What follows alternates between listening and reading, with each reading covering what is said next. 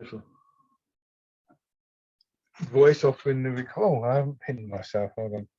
I'm about to say it will only be me being recorded, but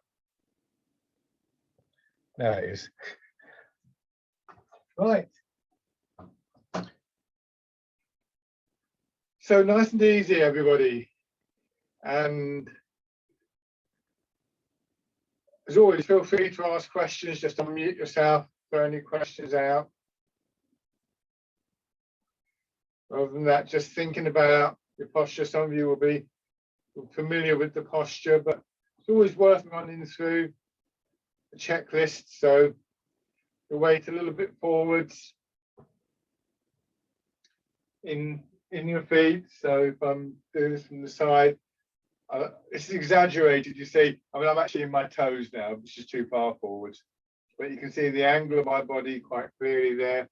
And so what I want to do is not do this to correct, which is a very common response, but to do this to let the hips drop back. It's almost like if you're walking a dog and the dog doesn't want to go, the dog just sort of drops its haunches back. Or if you were doing a tug of war, you wouldn't do this to pull on the rope, you'll do this to pull on the rope. So it's quite a sort of natural thing. It's quite small though. So again, if I show you from the side, this is with my weight just on the balls of my feet. You can see it's not very much at all. And then this just settles. It's just from here to here. And it's enough to get that feeling of just dropping through your center of gravity, through your hips, where your pelvis were hanging down. And so to create just a little bit of loosening in your hips.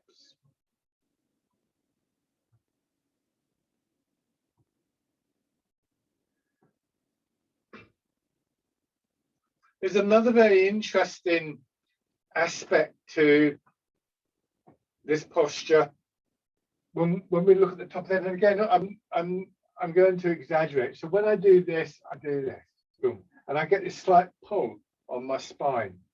My head, I want to sit on my shoulders, and what I do is come a bit closer so you can see. What I want to do is pull my chin back in. Again, I've exaggerated this, but it's like your chin coming in towards your Adam's apple, like you're trying to hold a ball or something underneath your chin.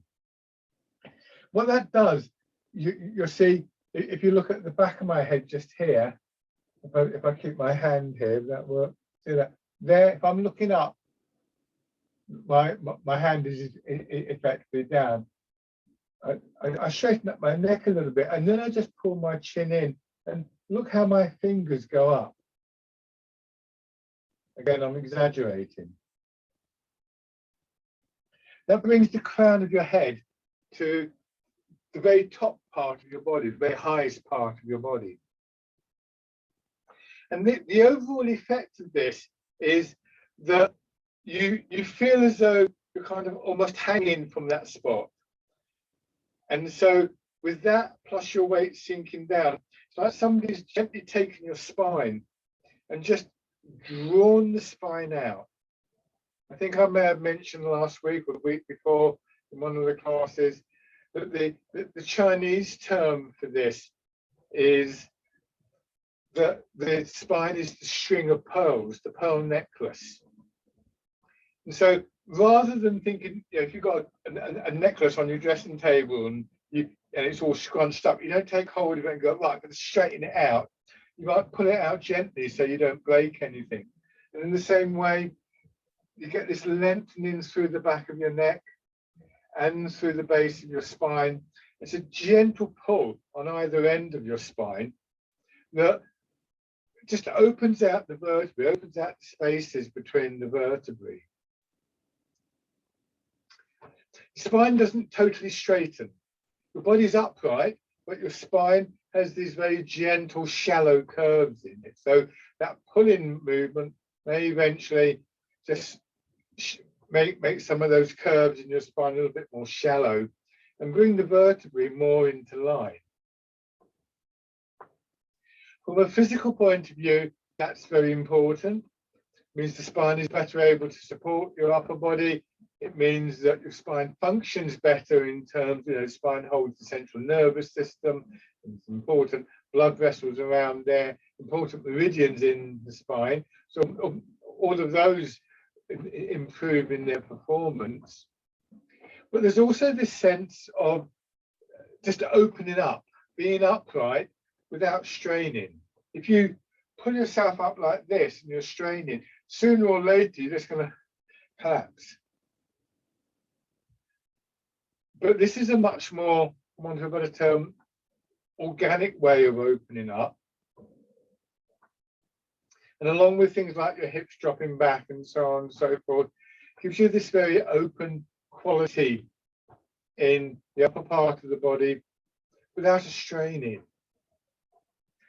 And I think there's a psychological element there as well when we look at that, rather than this sort of hunched over quality. It's worth thinking about. We're approaching a time of year, the nights are drawing in, etc., etc., etc. And so we start to draw into ourselves. And that's a perfectly natural thing to do at this time of year. But we don't want to get so drawn in that we almost become depressed with it. And I'm not saying that this is a magical cure for clinical depression or anything like that. Don't get me wrong. But we can start to bring about a change not only in our body physically, but in our mood, if you like, by paying a little bit of attention to this very gentle way of providing a nice, open, expansive posture. Now, particularly for new people, bear in mind that you're very much working parts of your body that are often underworked. So, for instance, I talk about the opening of the spine, but between your vertebrae, there are little connecting muscles. And if you've effectively opened the spine, you'll be pulling on those a little, and they will take time to condition. So as always in Tai Chi, the term to think about is that we cultivate these things. We don't force these things on the body.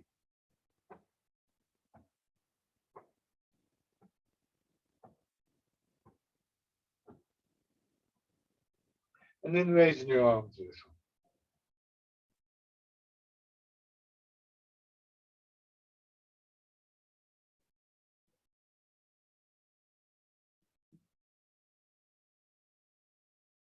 Okay, just standing in this position for a few moments.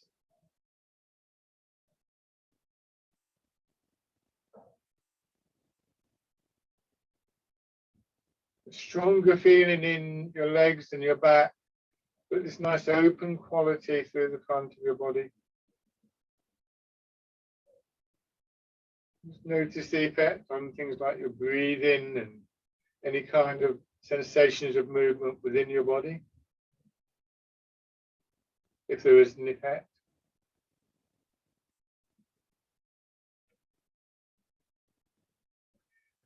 And then when you sink down, so your hips going back a little bit more, hinging in the knees, and then going up,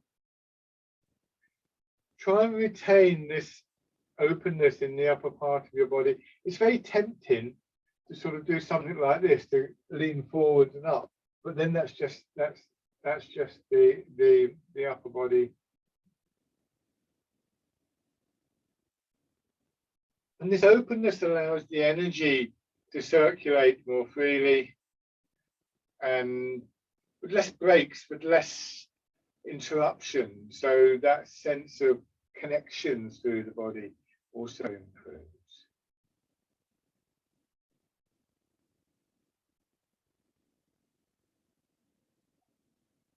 And then cradling the ball and pushing up. And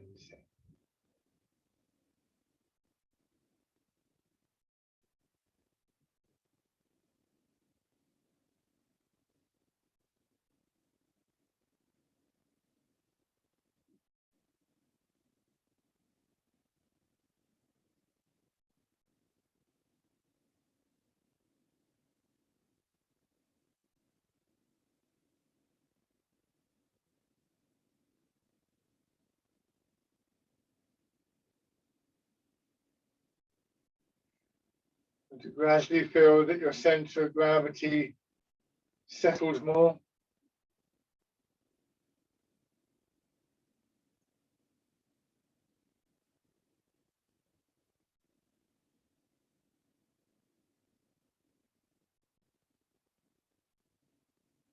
And then changing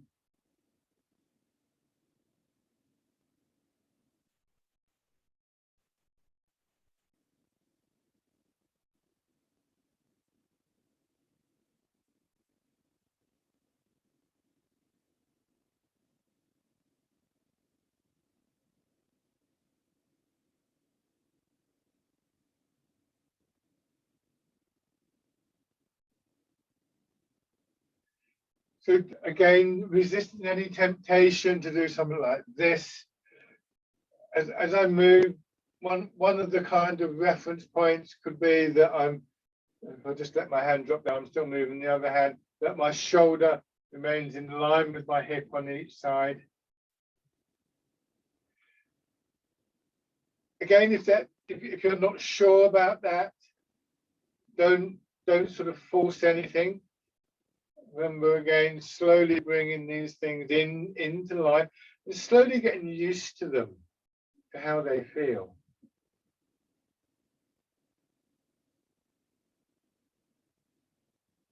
And then change.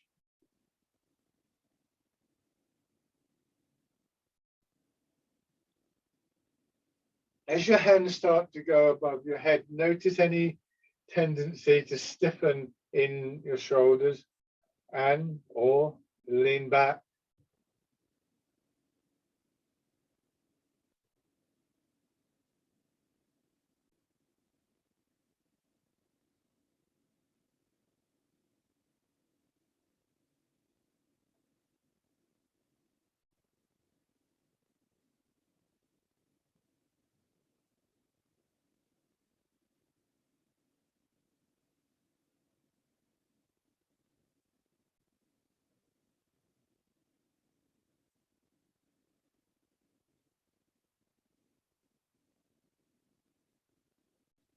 One more time.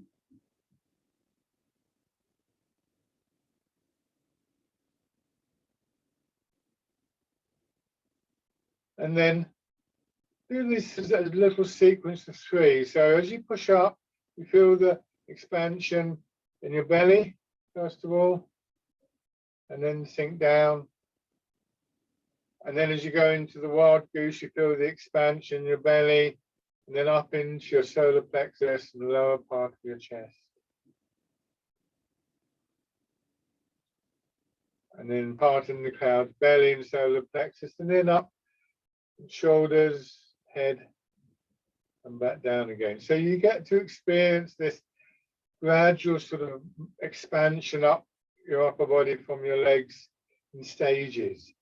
And each stage is an outgrowth of the stage before. So you feel the push up and it just goes that little bit further, encouraged by your arms going out to your sides, and encouraged therefore by your intent, because there's an intent here to change the movement. And being familiar with the movement, increasingly familiar with the movement, makes the whole transition just that little bit smoother.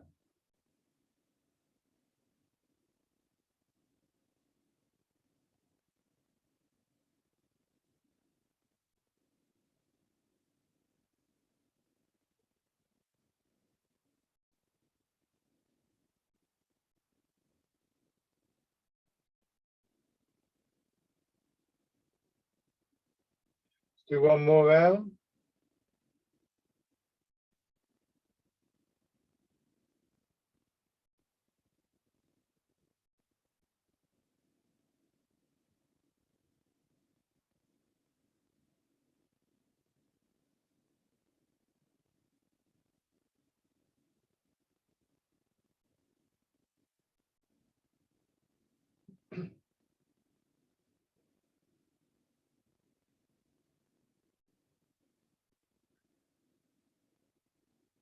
Good. Now changing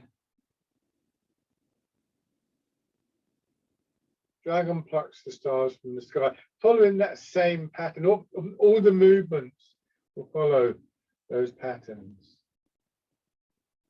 Take your time, feeling the tension shift to the other foot.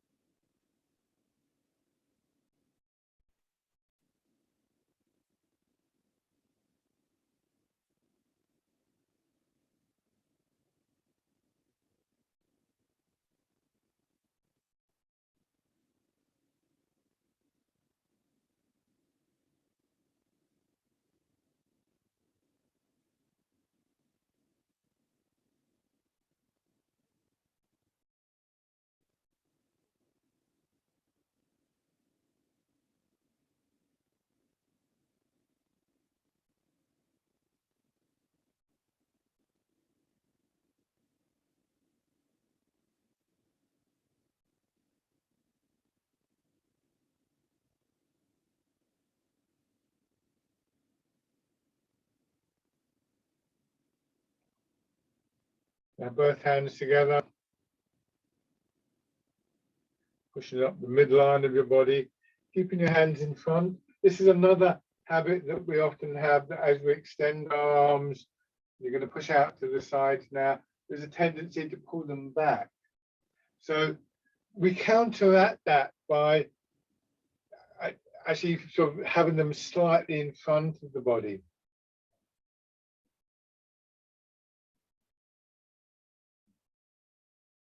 So just doing the first and last part of this to begin with, to get used to that, because when we add the turn, that stays the same.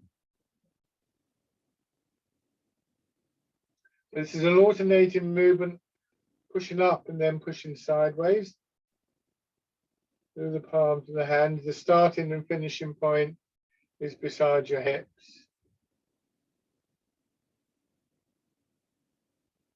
Feel the contrast between the two movements.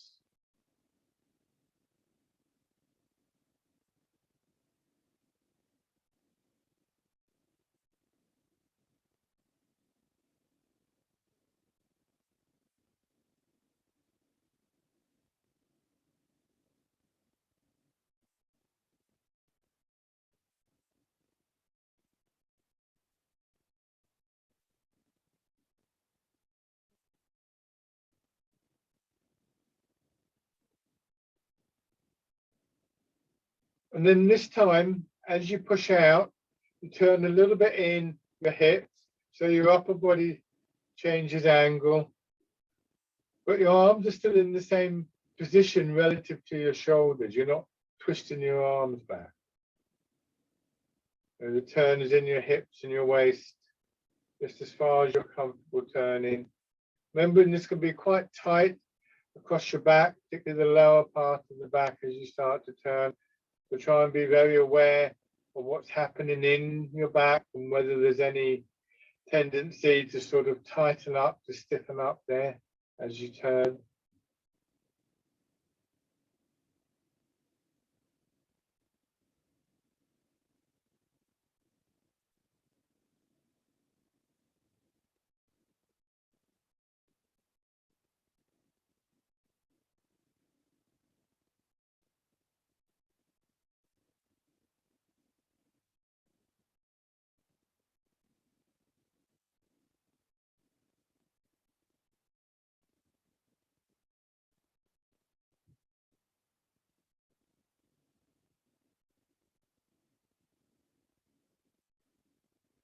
Do one more round of this.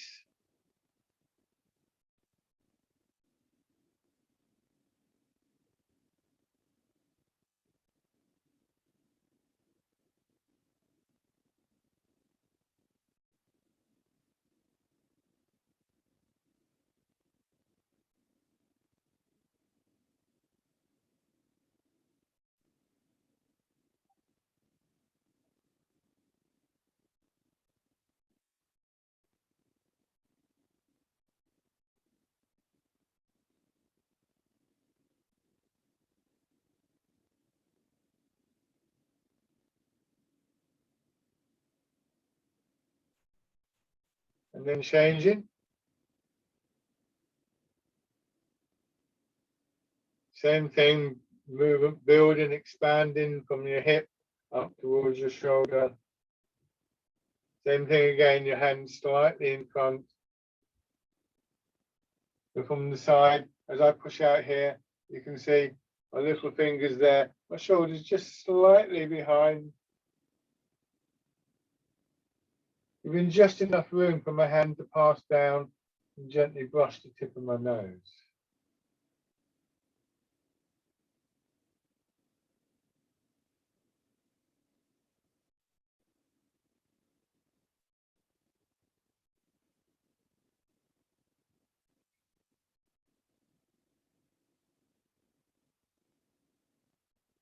And then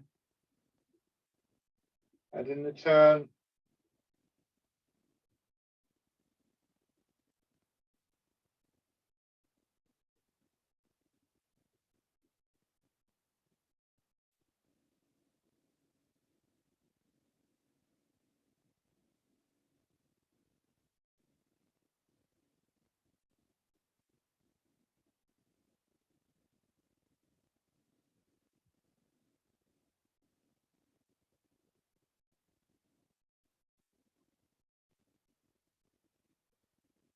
Now, switch sides. You see here, my hand gets to that point just above my head, and then it goes down nice and easy in front. It doesn't sort of knock my glasses off or anything.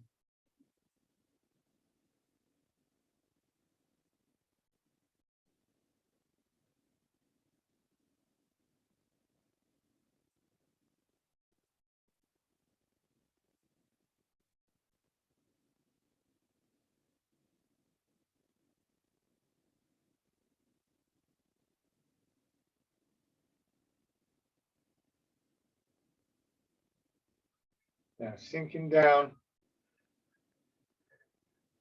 pushing up. Then when you sink down next, imagine somebody just pushing into your hips here. So your hips go back, your head goes forwards.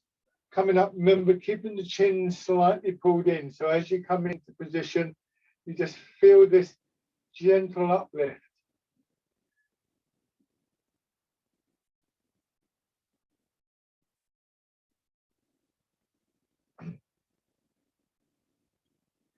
Your arms as you push up, coming out, and then being sent forwards by your shoulders as your hips go back.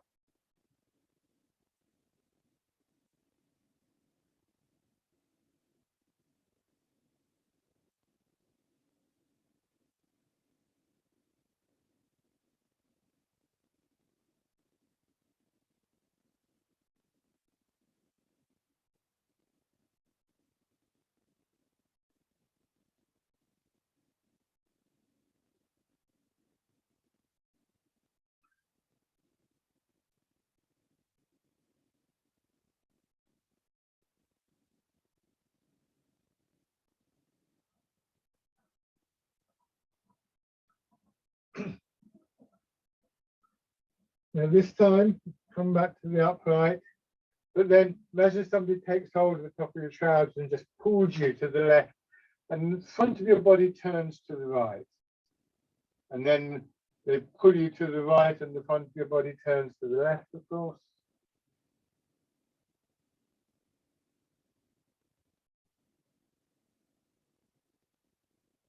And then they pull back. So now your shoulders going forwards again and then across.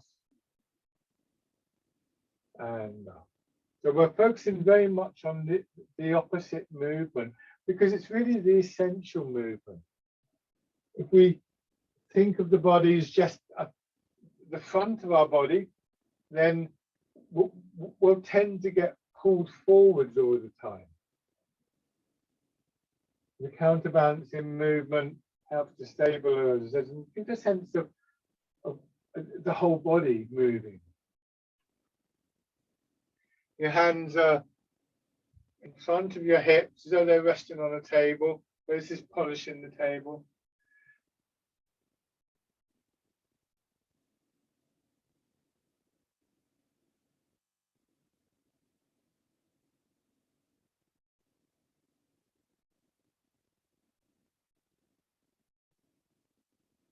And just for a moment here, feel that lovely open quality in the upper part of your body. So there's this slight pausing.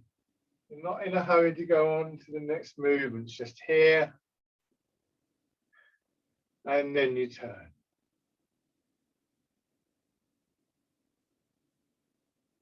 And again, as your hips drop back, and you turn to the front, you may get a sensation of just sort of slotting into position.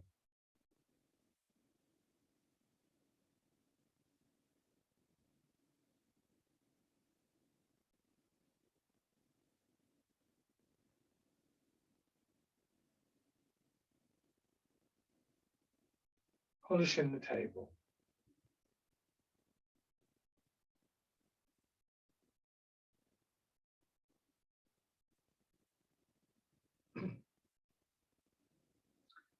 Let's do this one more time.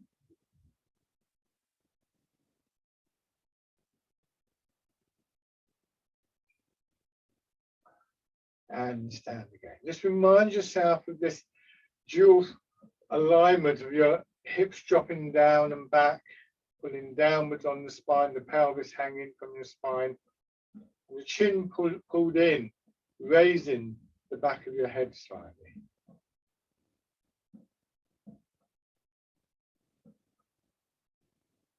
And give your legs a shake. So the variety of those exercises begins to teach us how we can maintain these qualities in Tai Chi. That I've talked about openness, the spaciousness. I said earlier today about that kind of, I suppose you could call it a kind of uplifting quality, and so on and so forth. This, of course, is all very well in theory, but being able to maintain that in our daily lives is quite difficult.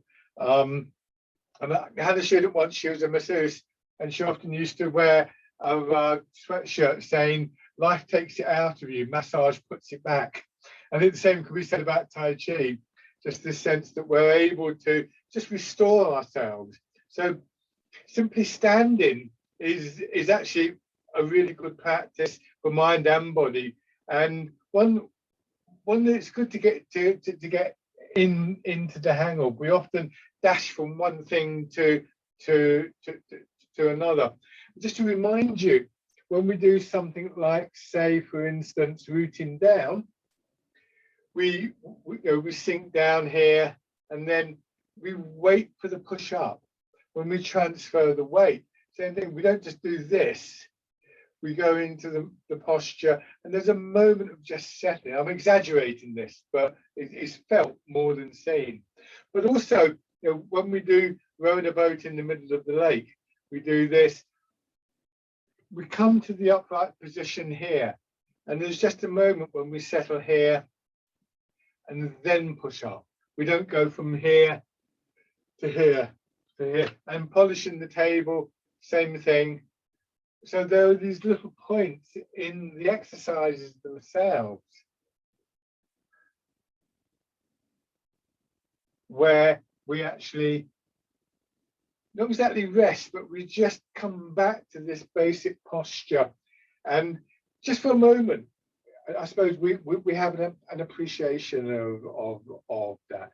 And once you get used to it, and particularly once you start to get this association of characteristics, space, openness, that kind of elevation of the body, and all that means in terms of body and mind, it's really just reminding you that's a possibility.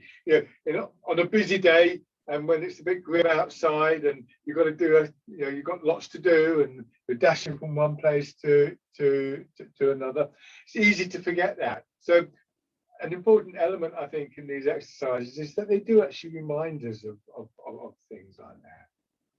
So back to the exercises, feet hip width apart, and just transferring your weight a little bit from side to side.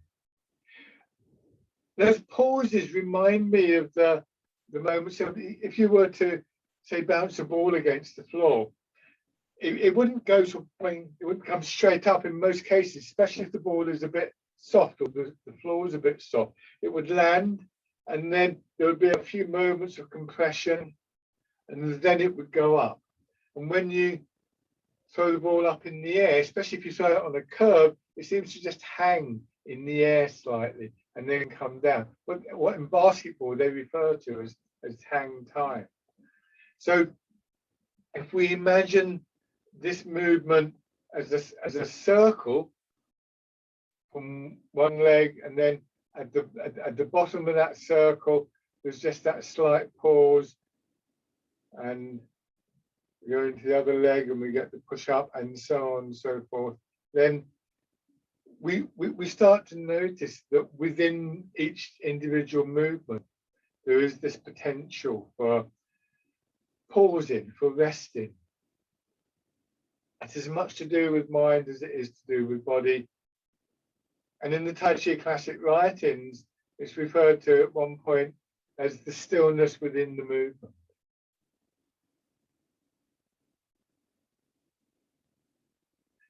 And when we do this, we've got about 60% of our weight back in our feet. But now, when I go into my right foot, if as I pause, I raise my left heel, I feel more of my weight going into my leg. And I can turn as well. Then I turn back to the front and I go across into my left. I sink down and I raise my heel, and that allows me to move across a bit more, and I turn. There's not really an absence of movement, I suppose, more than it is a change somehow. Within that change, there is that quality of stillness.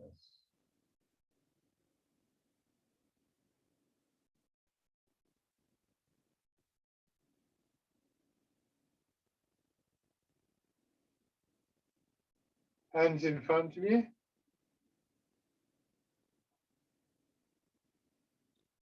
Fingers pointing forwards.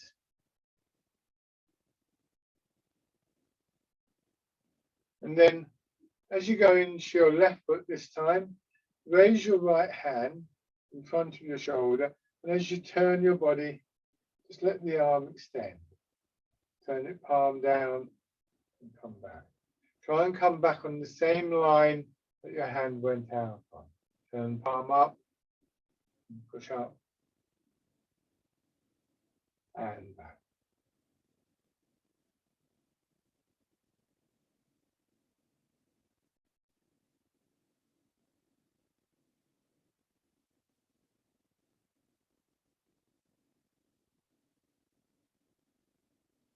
Try this on the other side.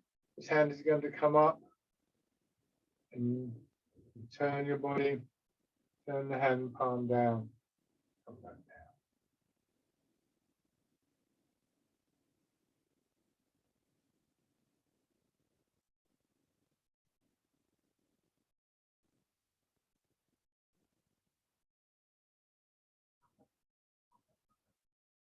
And then alternating from side to side, hitting the ball in front of the shoulder.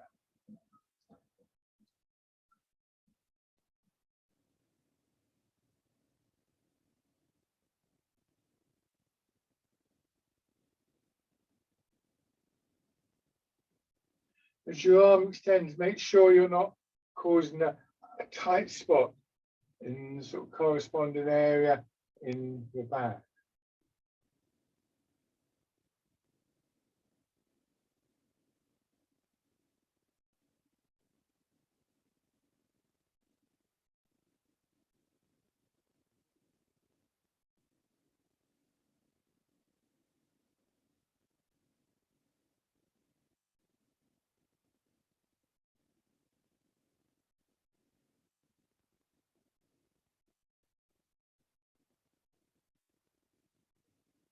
One more on each side.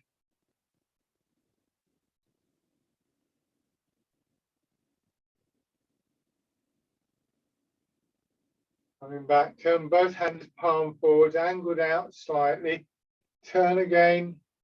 Just let the arms swing up. So they swing through a natural curve, going down, through, and up. And as they start to reach shoulder height, you can just stare between your hands. Cow gazes at the moon, so you're staring out into the mid-distance. That can be another quite refreshing quality.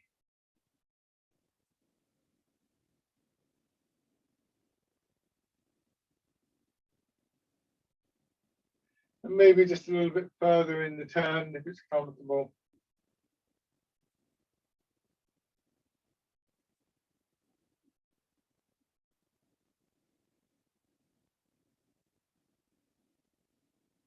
Cow gazes at the moon.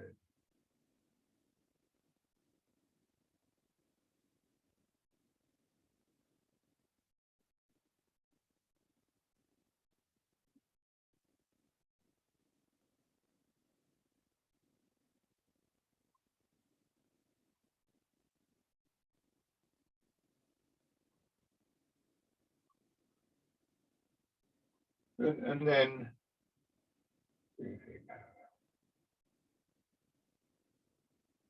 check it. Good.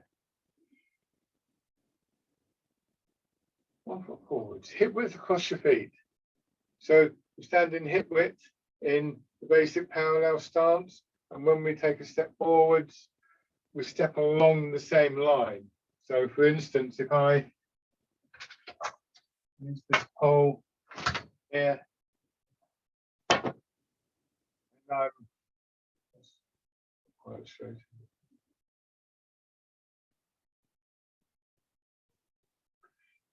If I'm standing here, see where my right foot is. I'm going to put it just there. So now, if I turn my left foot out and I step forwards, see where my foot goes? There, not there. Because now I'm walking a tightrope. So parallel lines. You imagine the parallel lines or tram lines there. We sometimes refer to them as in Tai Chi.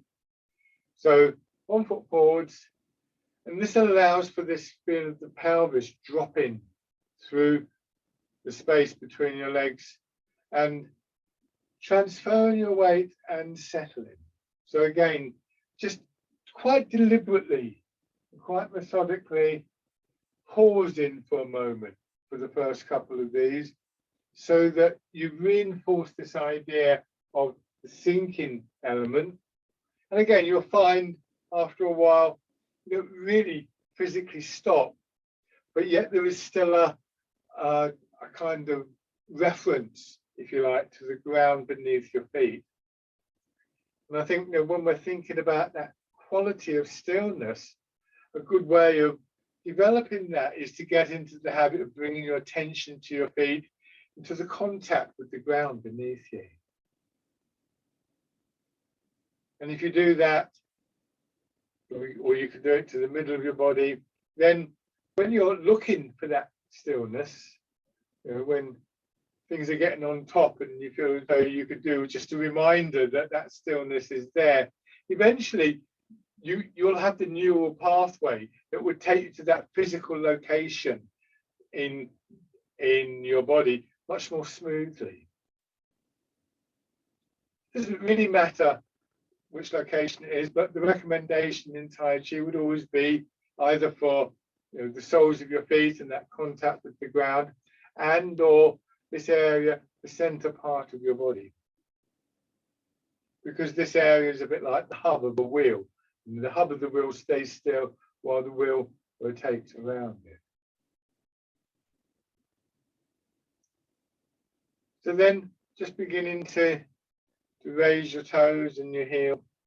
And it's in those moments of settling that we reaffirm this lovely open posture and the sense of energy that comes with that.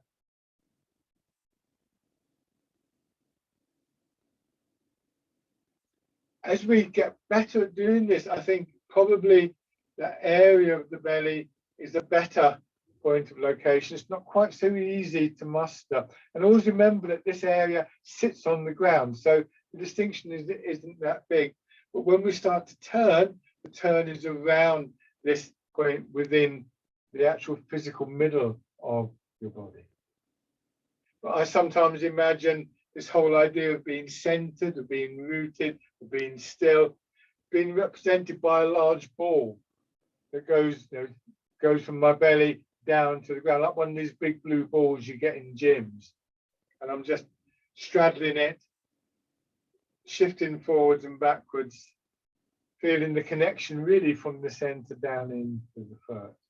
So you've got various options, shall we say, stepping in. And which of those you use at any particular time is entirely about what you feel comfortable with. The others will come in time. But if we're really looking to develop this stillness and that openness of posture and sense of energy that comes through that, really keep it simple. Think, well, I'm going to concentrate on the contact with the ground or something like that.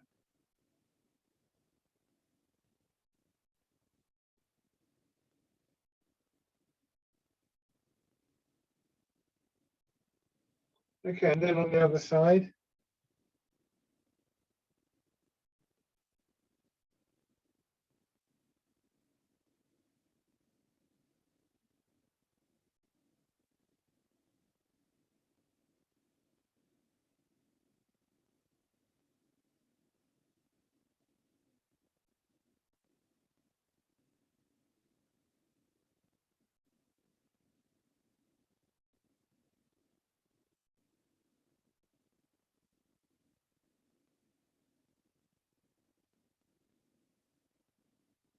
Raising your toes and your heel.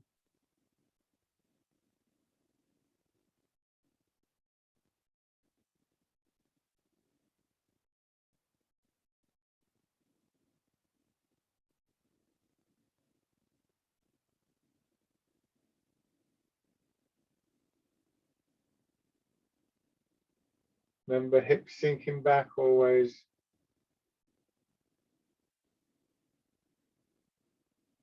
And then stepping in. So although this is a very dynamic art, that element of stillness is really important. It's there that we just settle, we find the posture before we go to step out, find the root before we go to step out. So actually the stillness enables the movement, both externally but also in terms of that flow of energy within your body.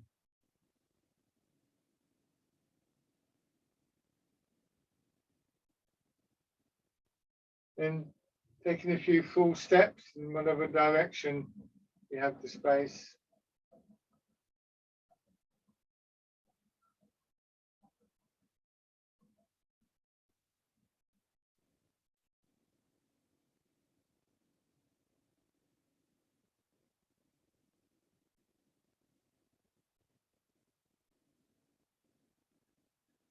And then going back or forwards, going the other direction, I should say.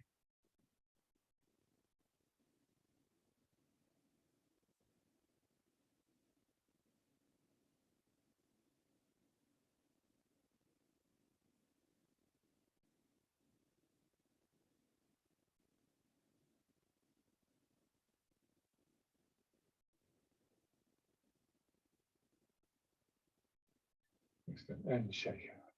Good. Right, dropping your weight into your back foot. Hands by your sides, turning them palm forwards. And then bird folds its wings.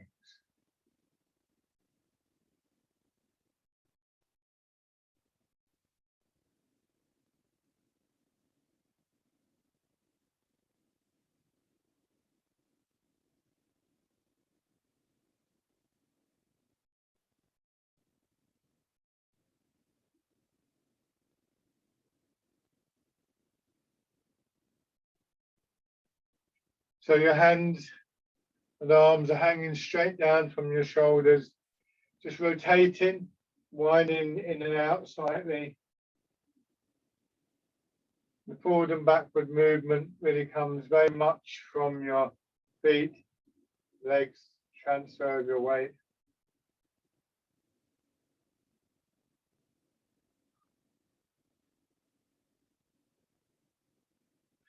Now we change the fisherman castanet, and it's as we settle in the back foot that we may just get that little bit of a swing back, and as we settle in the front foot, going forward, the momentum of the movement gradually building, but also feeling what's going on in your chest and your upper back as you do this.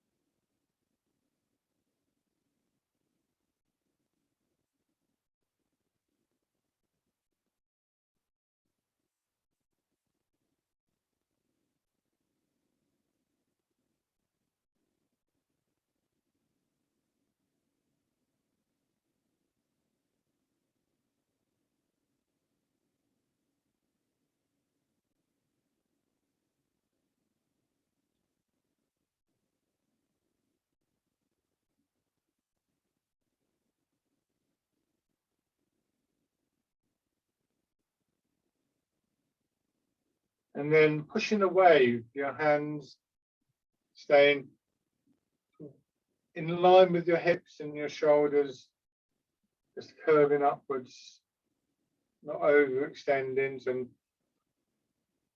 you end up with your hands just a little bit beyond your toes, really, but barely that, really. Elbows above your knee.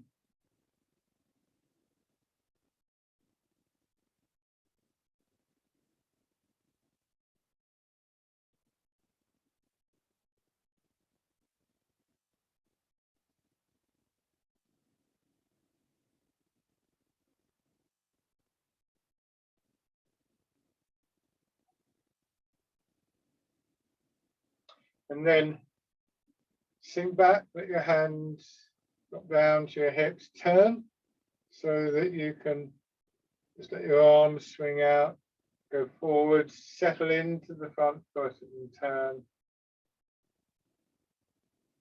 Wind blows the willows.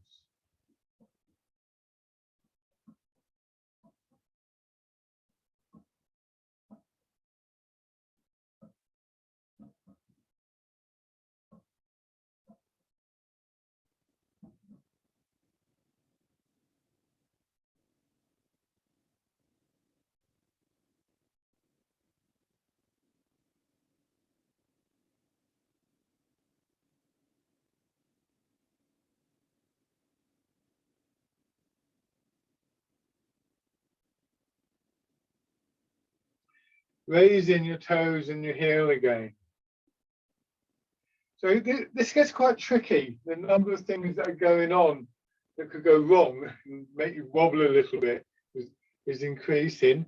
And again, really bring your attention to this moment of settling in. Sink down and then turn. Don't just swing your arms around. Find the stillness. Find the posture that allows you to root, to open, and then make the movement. Even if that interrupts the flow to begin with, eventually that flow will come back. So that shouldn't be a worry. And then if you're comfortable, stepping in.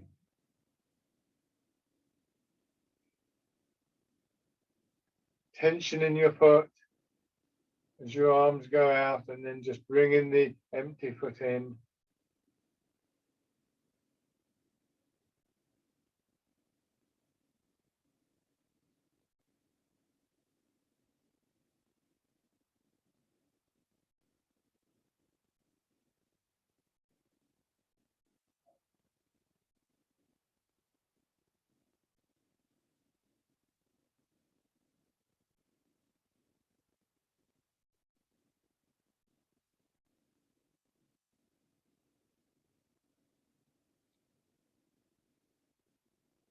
Good.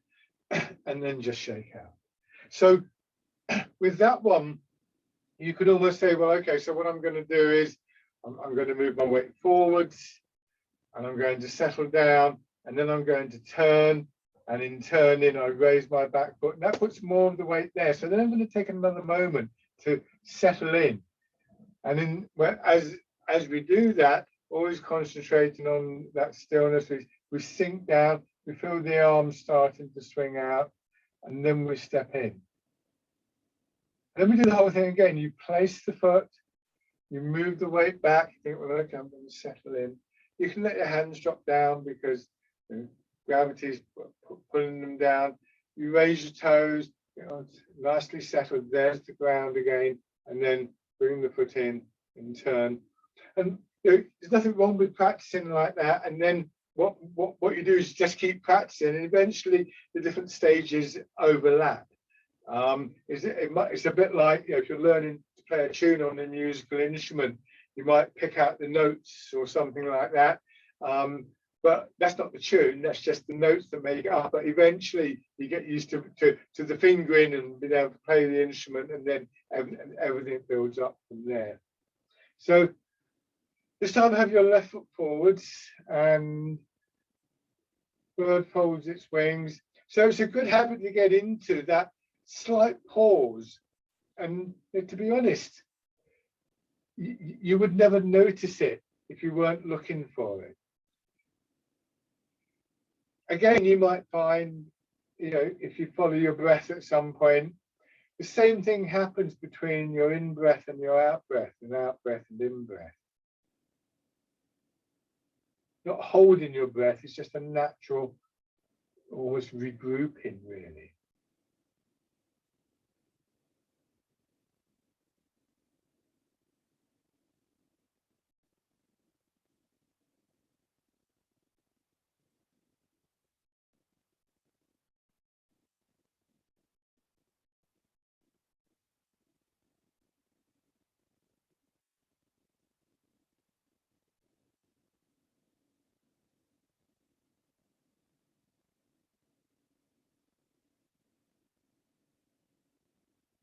And next time you're forwards, you're going to change to fisherman castanet.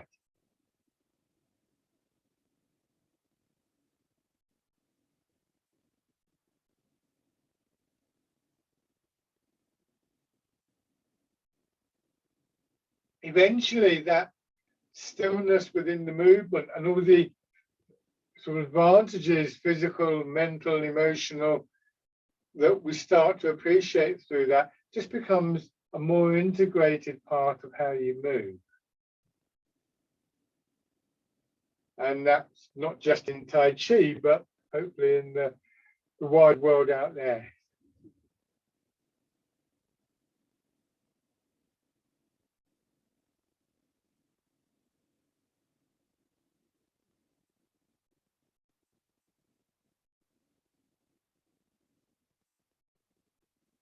And then pushing away.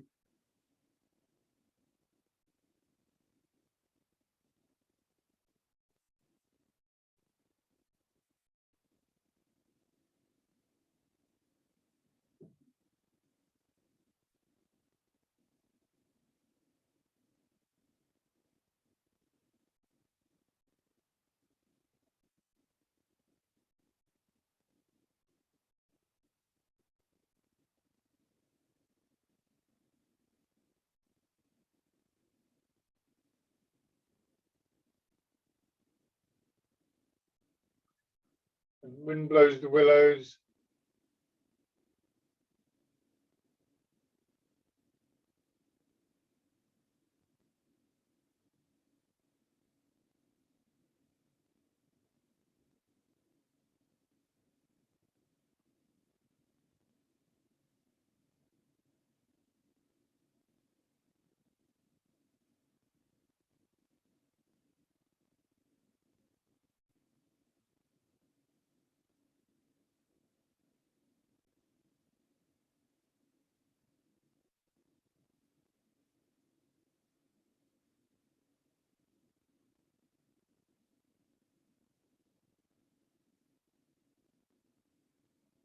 Raising the toes and heel.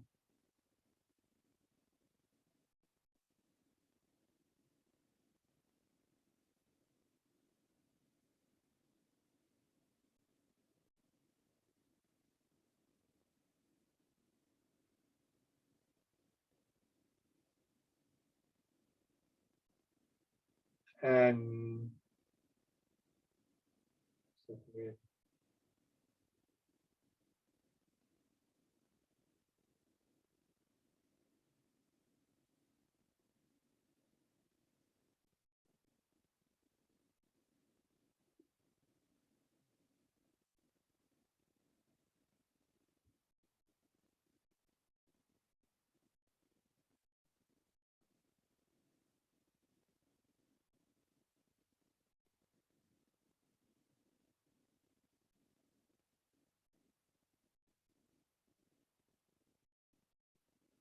okay, and bring your feet back. Somebody I used to know who taught Tai Chi in Glasgow. He used to talk about people that a lot of the people that he taught, often people from very poor areas, very poor health and lifestyles and so on and so forth. I remember saying to him once, because he was a lovely mover. He always was very, very elegant when he did Tai Chi.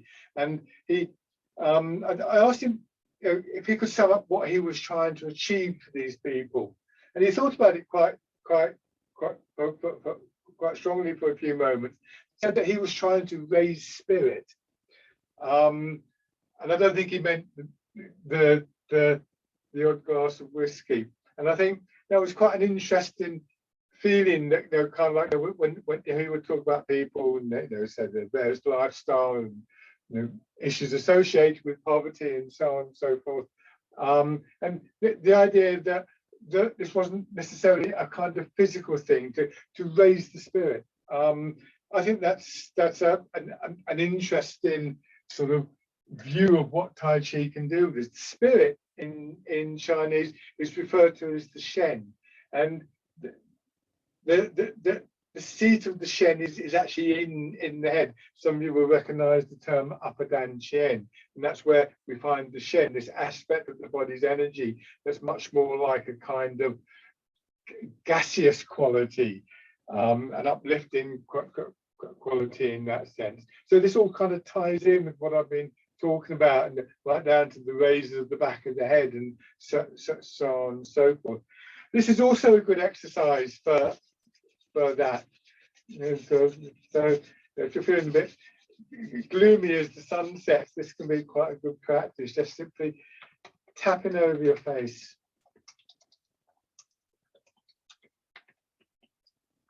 And then over your head and neck.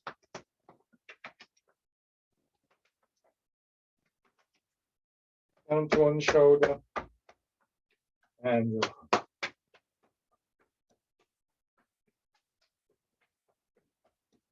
the other side.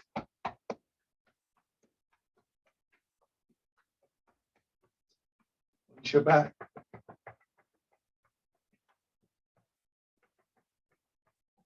And around your hips.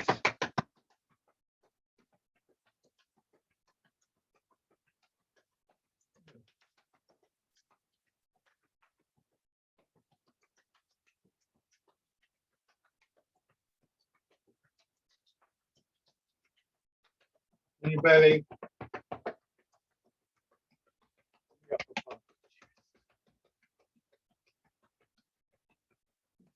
Shake out. Lovely. So, embrace tiger, return to the mountain. The return to the mountain shouldn't be seen as a kind of reversal of what we're talking about. It's almost like you return to the mountain, but you retain this openness of posture and energy. So sinking down, pushing up, wrapping your arms around though you're holding the ball, drawing your hands in and sinking.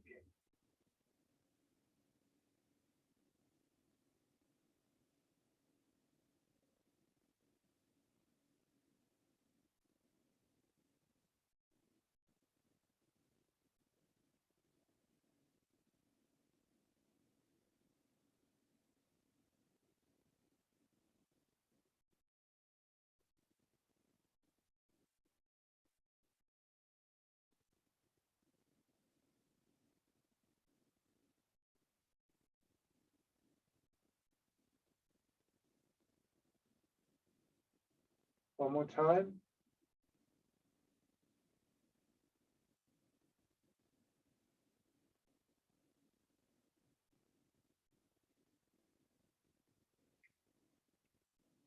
And